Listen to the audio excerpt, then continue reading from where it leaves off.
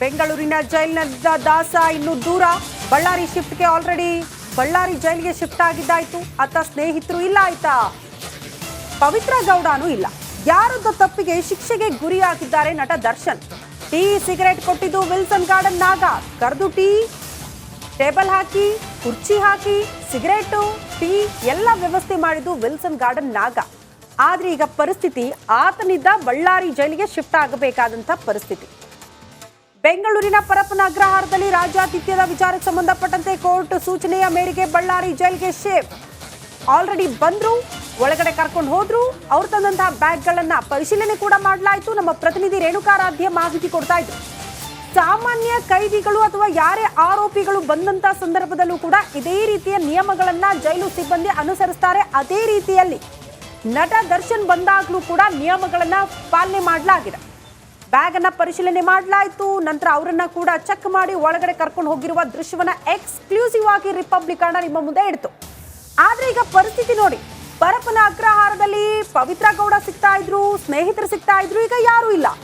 ಒಬ್ಬಂಟಿಯಾಗಿ ಬಳ್ಳಾರಿಯ ಜೈಲಿಗೆ ಶಿಫ್ಟ್ ಆಗಿದ್ದಾರೆ ನಟ ದರ್ಶನ್. ಹಾಗಾಗಿ ಪರಿಸ್ಥಿತಿ ಬದಲಾವಣೆ ಆಗಿರುವುದನ್ನ ಕೂಡ ನಾವು ಗಮನಿಸ್ತಾ ಇದ್ದೀವಿ. ಒಟ್ನಲ್ಲಿ ಮೌನ ಅಂತೂ ಕಾಣಿಸ್ತಾ ಇದೆ. ಯಾರೋ ಮಾಡಿದ ತಪ್ಪಿಗೆ ನಾನ್ ಶಿಕ್ಷೆ ಅನುಭವಿಸ್ತಿದ್ದೀನಲ್ಲ ಅಂತ. ಕೊಲೆ ಪ್ರಕರಣಕ್ಕೆ ಸಂಬಂಧಪಟ್ಟಂತೆ ಅಲ್ಲ, ಬದಲಾಗಿ ರಾಜ್ಯಾತಿಥ್ಯದ ವಿಚಾರಕ್ಕೆ ಸಂಬಂಧಪಟ್ಟಂತೆ ಒಂದು ಫೋಟೋ, ಒಂದು ವಿಡಿಯೋ ಇಷ್ಟರ ಮಟ್ಟಿಗೆ ಮುಳುವಾಗುತ್ತೆ ಅಂತ ನಟ ದರ್ಶನ್ ಕೂಡ ಅಂದ್ಕೊಂಡಿರ್ಲಿಲ್ಲ ಅಂತ ಅನ್ಸುತ್ತೆ. ಮತ್ತೊಂದು ಈಗ ದೃಶ್ಯ ನೋಡ್ತಾ ಇರೋದು, ಅಂಧಾಭಿಮಾನಿಗಳು ಕಿಕ್ಕಿರಿದು ತುಂಬಿಕೊಂಡಿದ್ರು. ನಟ ದರ್ಶನ್ ಬರ್ತಾರೆ ಅನ್ನೋ ಕಾರಣಕ್ಕೆ ಘೋಷಣೆಗಳನ್ನ ಕೂಗಿದ್ರು. ಪೊಲೀಸರು ಅವ್ರನ್ನ ಕಂಟ್ರೋಲ್ ಮಾಡೋದಕ್ಕೆ ಹರಸಾಹಸ. ನಾನು ಆಗ್ಲೇ ಹೇಳ್ತಾ ಇದ್ದೆ, ರೇಣುಕಾ ಸ್ವಾಮಿ ಕಳೆದುಕೊಂಡು ಆ ಕುಟುಂಬ ಕಣ್ಣೀರ್ ಹಾಕ್ತಾ ಇದೆಯಲ್ಲ, ಪ್ರತಿ ದಿನ ಮಗನನ್ನ ಕಳೆದುಕೊಂಡಿರುವಂತಹ ನೋವಿದೆಯಲ್ಲ, ನಿಮ್ಮ ಮನೆಯಲ್ಲಿ ಅಂತ ಘಟನೆಗಳು ಸಂಭವಿಸಿದ್ರೆ ನಟ ದರ್ಶನ್ ಬಗ್ಗೆ ಆಗಲೂ ಕೂಡ ಇಷ್ಟೇ ಪ್ರೀತಿ ಇರ್ತಾ ಇತ್ತಾ, ಅಭಿಮಾನ ಇರ್ತಾ ಇತ್ತಾ? ಇದು ಪ್ರಶ್ನೆ.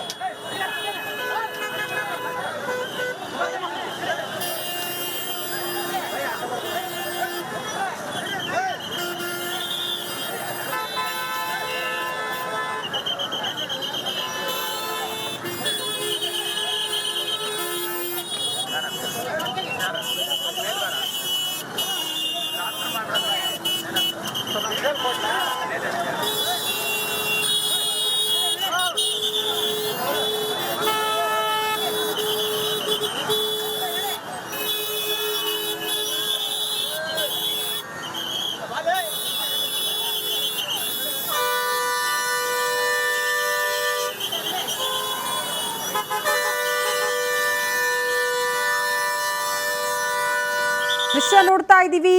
ಅಂಧ ಅಭಿಮಾನಿಗಳು ಬಂದಿದ್ರು, ಡಿ ಬಾಸ್ ಒಳಗಡೆ ಹೋದ್ರು ಅನ್ನೋ ಕಾರಣಕ್ಕೆ ಅವರು ಕೂಡ ವಾಪಸ್ ಹೋಗ್ತಿದ್ದಾರೆ. ವಾಪಸ್ ಹೋಗ್ಲೇಬೇಕು, ಪೊಲೀಸರು ನಿಲ್ಲಕ್ ಬಿಡಲ್ಲ. ಅಲ್ಲಿ ನಿಂತ್ರೆ ಲಾಠಿ ರುಚಿ ತೋರಿಸ್ತಾರೆ. ಹಾಗಾಗಿ ಅಲ್ಲಿಂದ ಹೊರಟಿದ್ದಾರೆ.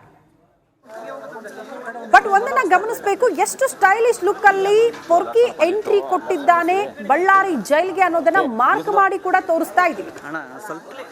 ಪುಮಾ ಟಿ ಶರ್ಟ್, ಆ ಪುಮಾ ಟಿ ಶರ್ಟ್ ಕತ್ತಲ್ಲಿ ಒಂದು ಕೂಲಿಂಗ್ ಗ್ಲಾಸ್ ಕೂಡ ನೋಡೋದಕ್ಕೆ ಸಿಗುತ್ತೆ.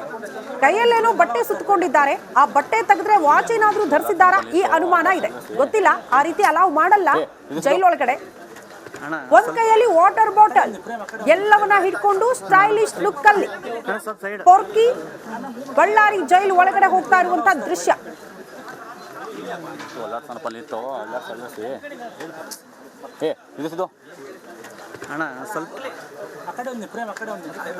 ಈ ಬಗ್ಗೆ ಮತ್ತಷ್ಟು ಡೀಟೇಲ್ಸ್ ಅನ್ನು ಕೊಡ್ತಾ ಹೋಗ್ತಾರೆ ನಮ್ಮ ಪ್ರತಿನಿಧಿ ನವೀನ್. ನೇರ ಸಂಪರ್ಕದಲ್ಲಿ ಜಾಯಿನ್ ಆಗ್ತಿದ್ದಾರೆ. ನವೀನ್, ಪರಪ್ಪನ ಅಗ್ರಹಾರದಿಂದ ಬಳ್ಳಾರಿ ಜೈಲಿಗೆ ಆಲ್ರೆಡಿ ಶಿಫ್ಟ್ ಆಗಿದ್ದಾಯ್ತು ಪೊರ್ಕಿ. ಸದ್ಯ ಏನ್ ಡೆವಲಪ್ಮೆಂಟ್ ಆಗ್ತಾ ಇದೆ? ಪವಿತ್ರ ಗೌಡ ಇಲ್ಲ, ಸ್ನೇಹಿತರಿಲ್ಲ, ಒಬ್ಬಂಟಿಯಾಗಿ ಎಂಟ್ರಿ, ಅದು ಕೂಡ ಸ್ಟೈಲಿಶ್ ಲುಕ್ ಅಲ್ಲಿ.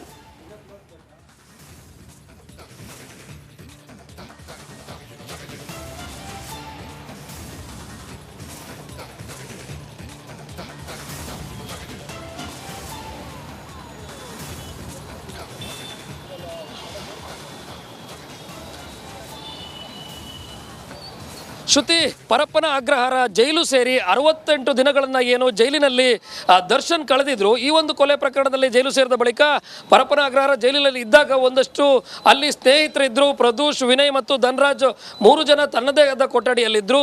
ಅದರಲ್ಲೂ ಪ್ರಮುಖವಾಗಿ ಬೆಂಗಳೂರು ಪರಪ್ಪನ ಅಗ್ರಹಾರ ಜೈಲು ಅಂತ ಹೇಳಿದ್ರೆ ಅದೊಂಥರ ಹೋಟೆಲ್ ಇದ್ದ ಹಾಗೆ, ಅಲ್ಲಿ ಎಲ್ಲ ವ್ಯವಸ್ಥೆಗಳು ಕೂಡ ಕಣ್ಣೆದುರಿಗೆ ಸಿಗುತ್ತೆ. ಇದರ ಜೊತೆಗೆ ಅಕ್ಕಪಕ್ಕದ ವಿಶೇಷ ಭದ್ರತಾ ಬ್ಯಾರಕ್ ಸುತ್ತಮುತ್ತ ದರ್ಶನ್ ಹಾಗೂ ಅವರ ಒಂದಷ್ಟು ಆಪ್ತರು ಕೂಡ ಇದ್ದಿದ್ದರಿಂದಾಗಿ ದರ್ಶನ್ಗೆ ಅಲ್ಲಿ ಒಂದಷ್ಟು ಮೂಲಭೂತ ಸೌಕರ್ಯಗಳು ಮತ್ತು ಒಂದಷ್ಟು ನೆಮ್ಮದಿ ಕೂಡ ಇತ್ತು. ಇದರ ಜೊತೆಗೆ ತನ್ನ ಸಂಗಾತಿ ಪವಿತ್ರ ಗೌಡ ಕೂಡ ಅಲ್ಲೇ ಪಕ್ಕದಲ್ಲಿರುವ ಬ್ಯಾರಕ್ನಲ್ಲಿ ಕೂಡ ಇದ್ದು ದರ್ಶನ್ ಒಂದು ರೀತಿಯಾಗಿ ನೆಮ್ಮದಿಯಲ್ಲಿದ್ದರು. ಇವತ್ತು ಒಳಗಡೆ ಹೋದಾಗಲೂ ಕೂಡ ದರ್ಶನ್ ಮುಖ ಸಂಪೂರ್ಣವಾಗಿ ಡಲ್ ಆಗಿದೆ. ಇದಕ್ಕೆ ಪ್ರಮುಖ ಕಾರಣ ಏನಂತ ಹೇಳಿದ್ರೆ ಈ ಎಲ್ಲ 3 ದಿನದ ಫೋಟೋ ಮತ್ತು ವಿಡಿಯೋಗಳು ಸಾಮಾಜಿಕ ಜಾಲತಾಣಗಳಲ್ಲಿ ಯಾವಾಗ ಹೊರಡಾಡುತ್ತೋ ಮಾಧ್ಯಮಗಳಲ್ಲಿ ಇದು ಬಿತ್ತರ ಆದ ನಂತರ ದರ್ಶನ್ಗೆ ಮೊನ್ನೆಯೇ ಗೊತ್ತಾಗಿತ್ತು ಮುಂದಿನ ದಿನಗಳಲ್ಲಿ ನನಗೆ ಇದು ಸಂಕಷ್ಟ ಕಟ್ಟಿಟ್ಟ ಬುತ್ತಿ ಅಂತೇಳಿ. ಯಾಕಂತ ಹೇಳಿದ್ರೆ ಇಷ್ಟೆಲ್ಲದಕ್ಕೂ ದರ್ಶನ್ ಈಗ ಬಳ್ಳಾರಿಗೆ ಜೈಲಿಗೆ ಬಂದಿದ್ದಾರೆ ಅಂದ್ರೆ ಇದಕ್ಕೆ ಪ್ರಮುಖ ಕಾರಣ ಒಂದಷ್ಟು ಆತನ ಸ್ನೇಹಿತರು, ಕೆಲವು ರೌಡಿ ಶೀಟರ್ಗಳಂತ ನೇರವಾಗಿ ಹೇಳ್ಬೋದು. ಯಾಕಂತ ಹೇಳಿದ್ರೆ ಫೋಟೋ ತೆಗೆದಿದ್ದು ಅವರೇ, ವಿಡಿಯೋವನ್ನು ಮಾಡಿಸಿದ್ದು ಅವರೇ, ವಿಡಿಯೋ ಕಾಲಲ್ಲಿ ಜಸ್ಟ್ ಮಾತನಾಡಿಸಿದ್ದಕ್ಕೆ ಇವತ್ತು ನನಗೆ ಈ ರೀತಿ ಸಂಕಷ್ಟ ಬಂತಲ್ಲ ಅನ್ನೋ ಒಂದಷ್ಟು ಪರಿಸ್ಥಿತಿ ದರ್ಶನ್ ಎದುರಾಗಿತ್ತು.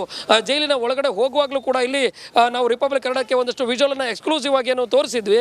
ಅಲ್ಲಿ ಒಳಗಡೆ ಹೋಗುವಾಗಲೂ ಕೂಡ ತುಂಬ ಡಲ್ ಹೊಡೆದು ಹೋಗ್ಬಿಟ್ಟಿದ್ರು. ಇದರ ಜೊತೆಗೆ ಬೆಂಗಳೂರಿನಿಂದ ಬೆಳಗ್ಗೆ 3 ಗಂಟೆಗೆ ಏನು ರವಾನೆಯನ್ನು ಮಾಡಿದ್ರಲ್ಲ ಅದು ಕೂಡ ನಾವು ಒಂದಷ್ಟು ವರದಿಯನ್ನು ಬಿತ್ತರ ಮಾಡಿದ್ವಿ. ಇಲ್ಲಿ ಪೊಲೀಸರು ಕೂಡ ಅಲ್ಲಿಂದ ಶಿಫ್ಟ್ ಮಾಡುವಾಗ ಏನು ಆ ಒಂದು ವಾಹನಗಳಲ್ಲಿ ಒಂದಷ್ಟು ಬದಲಾವಣೆಗಳನ್ನು ಸಾಕಷ್ಟು ತಂದಿದ್ರು. ಬುಲೆರೋ ವಾಹನದಲ್ಲಿ ಅವ್ರನ್ನ ಕರ್ಕೊಂಡು ಬಂದಿದ್ರು ಅಂತ ಹೇಳಲಾಗಿತ್ತು. ಆದರೆ ಬುಲೆರೋ ವಾಹನದಲ್ಲೂ ಕೂಡ ಅವ್ರನ್ನ ಕರ್ಕೊಂಡು ಬಂದಿರಲಿಲ್ಲ. ಇನ್ನೊಂದು TT ವಾಹನವನ್ನು ಅಲ್ಲಿ ಮಧ್ಯದಲ್ಲಿ ಹೇಗೆ ಅದಕ್ಕೆ ಶಿಫ್ಟ್ ಮಾಡಿದ್ರು ಅನ್ನೋದು ಕೂಡ ಯಕ್ಷ ಪ್ರಶ್ನೆ. ಇನ್ನೊಂದು ವಾಹನವನ್ನು ಇಲ್ಲಿ ಕೊನೆಯದಾಗಿ ಅಲ್ಲಿಂದ ಹೊರಟಿರುವ ಸಾಧ್ಯತೆ ಕೂಡ ಇರುವಂಥದ್ದು.